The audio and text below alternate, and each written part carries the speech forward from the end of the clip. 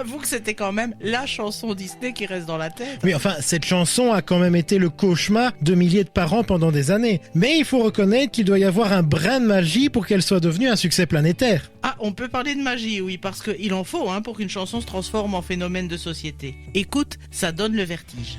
2013, le public découvre La Reine des Neiges et son tube Let It Go, c'est le titre original. Elle va être traduite en 43 autres langues. Elle va très vite se hisser dans le haut des classements et y rester pendant près de 10 ans. Elle ne sera détrônée en janvier 2022 que par Ne parlons pas de Bruno dans Encanto.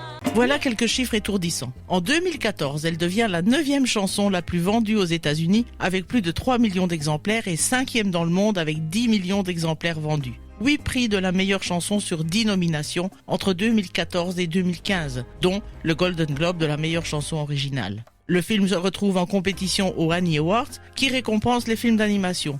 Bingo, meilleure musique au cinéma. Mais surtout, la récompense suprême, un Oscar de la meilleure chanson originale, pourtant en compétition avec Happy de Pharrell Williams dans Moi Moche et Méchant. Et j'ajouterai encore en 2015 le Grammy Awards de la meilleure chanson écrite pour un média visuel.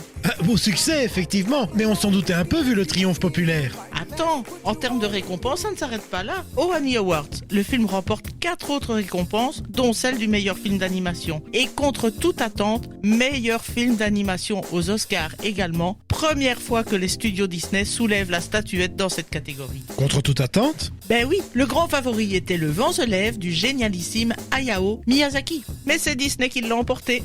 Et c'est à cette chanson phare qu'ils le doivent.